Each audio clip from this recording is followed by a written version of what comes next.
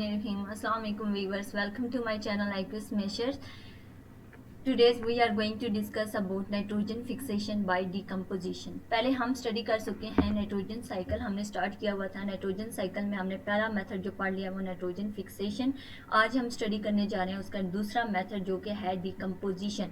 यानी डिकम्पोजिशन किसी भी डिकम्पोज करके यानी उसकी ब्रेक डाउन करके क्या कर सकते हैं, नाइट्रोजन को फिक्स कर सकते हैं।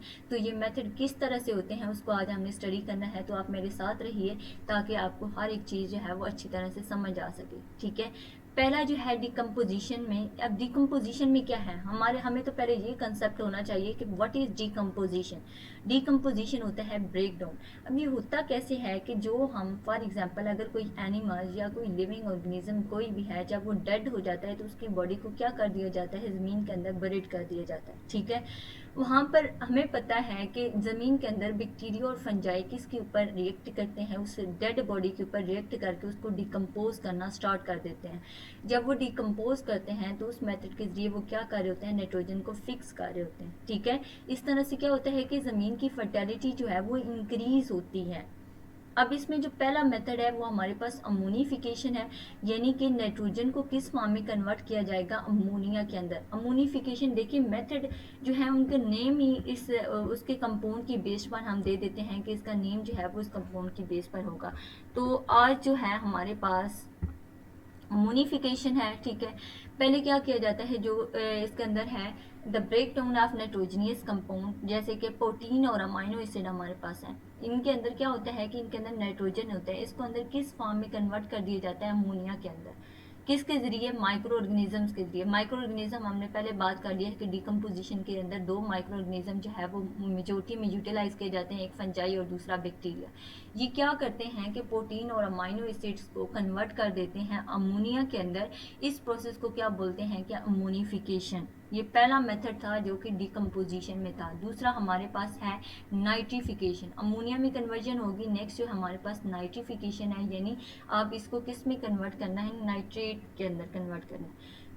कुछ बैक्टीरिया जो है जो सॉइल के अंदर होते हैं, ठीक है, ये अमोनिया को ऑक्सीडाइज कर देते हैं। ऑक्सीडाइज करने का क्या मतलब है, ऑक्सीडाइज करने का मतलब है कि उसके अंदर ऑक्सीजन को ऐड किया जाता है। किसको ऐड किया जाता है, ऑक्सीजन को। ठीक है, जब अमोनिया के अंदर ऑक्सीजन को ऐड किया जाता है तो इस अमोनिया हमारे पास होता है NH3 और अमोनियम आयन जो होता है वो NH4 ऊपर पॉजिटिव आयन होता है। ठीक है, उसको क्या कर देते हैं, ऑक्सीडाइज किसको करते हैं, अमोनिया या अमोनियम आयन को किसके अंदर, नाइट्रेट के अंदर। यानी अब नाइट्रिक एसिड की बात हो रही है। जब नाइट्रिक एसिड की फॉर्मेशन होगी किससे, अमोनिया या अमोनियम आयन से, तो इसको हम बोलते हैं कि ये नाइट्रिफिकेशन है। और ये मेथड कौन सा होता है, ये ऑक्सीडेशन होता है, यानी इसके अंदर ऑक्सीजन को यूटिलाइज किया जाता है। ये एरोबिक रिएक्शन हो रहा है। ठीक है, अब थर्ड जो हमारे पास है एसिमिलेशन। एसिमिलेशन का मतलब होता है यूज करना। ठीक है, अब क्या है कि जो नाइट्रोजन फिक्स हो चुकी है उसको किस फॉर्म में उसको यूटिलाइज किया जाता है, इस प्रोसेस को बोलते हैं एसिमिलेशन। पहला है the absorption and the utilisation of ammonia और द नाइट्रेट। हमने कहा था कि दो ऐसी फॉर्म है जिसके अंदर जो लिविंग ऑर्गेनिज्म है ये नाइट्रोजन को यूटिलाइज करते हैं। वो हमारे पास एक है अमोनिया और दूसरा है नाइट्रेट। ये दो ऐसी फॉर्म है जिसके अंदर प्लांट्स क्या करते हैं, नाइट्रोजन को यूटिलाइज करते हैं इसको, इसलिए हम इसको बोलते हैं कि ये एसिमिलेशन है। ठीक, प्लांट जो है ये अमोनिया को डायरेक्टली जो है वो एब्जॉर्ब कर सकते हैं, यूटिलाइज कर सकते हैं अपनी ग्रोथ के लिए। जो है सोइल के अंदर जो नाइट्रोजन पाई जाती है इसको मूव किया जाता है किससे, रूट से, किस फॉर्म में कन्वर्ट कर दिया जाता है, नाइट्रेट की फॉर्म। नाइट्रोजन को नाइट्रेट की फॉर्म में कन्वर्ट कर दिया जाता है सोइल के अंदर। हमारे पास है जो वो नाइट्रेट है, नाइट्रेट रिड्यूस कर देते हैं। नाइट्रेट को किसके की फॉर्म में रिड्यूस किया जाता है, अमोनिया की फॉर्म में। इस प्रोसेस से क्या होता है, इस प्रोसेस से हमें एनर्जी रिक्वायर्ड होती है, यानी नाइट्रेट की ब्रेक डाउन की जाती है किसके अंदर, अमोनिया के अंदर। इससे हमें एनर्जी यूज होती है। वो एनर्जी किस लिए यूज करते हैं, डिफरेंट फंक्शंस को कैरी आउट करने के लिए। अमोनियम आयन जो है ये मूव कर देता है कार्बन कंटेनिंग कंपाउंड, यानी ऐसे कंपाउंड के पास जाएंगे जिनके पास कार्बन है। जब ये कंपाउंड अमोनियम आयन जो है ये कार्बन कंटेनिंग कंपाउंड के पास जाएगा तो इससे से क्या प्रोड्यूस, ये कंपाउंड क्या प्रोड्यूस करेंगे, अमीनो एसिड और दूसरे नाइट्रोजन कंटेनिंग कंपाउंड प्रोड्यूस कर देंगे। अमोनियम किसके पास जाएगा, कार्बन कंटेनिंग कंपाउंड के पास जाएगा। ये कंपाउंड्स क्या करेंगे कि ये अमीनो एसिड प्रोड्यूस करेंगे या फिर दूसरे कंपाउंड जिससे क्या होगा, जिसके अंदर नाइट्रोजन होगी। तो ये तीन बेसिक हमारे पास मेथड थे डिकम्पोजिशन में। पहला अमोनिफिकेशन था जिसमें अमोनिया की कन्वर्जन थी, यानी अमोनिया को उसकी रिफॉर्म करना था, बनाना था। उसके बाद नाइट्रिफिकेशन जिसके अंदर हमने नाइट्रेट्स को बनाना था, और हमारे पास थर्ड जो है वो एजिमिनेशन यानी नाइट्रेट्स को यूटिलाइज करना। अब हमारे पास लॉस ऑफ नाइट्रोजन की बात आ रही है, रीसर्कुलेशन की बात आ रही है। जहरी सी बात है, जब नाइट्रोजन को यूटिलाइज हो गया तो दोबारा उसको एटमॉस्फेयर में भेजना है। वो कैसे भेजते हैं, दो तरह के मेथड होते हैं, एक है लीचिंग और दूसरा है डीनाइट्रिफिकेशन।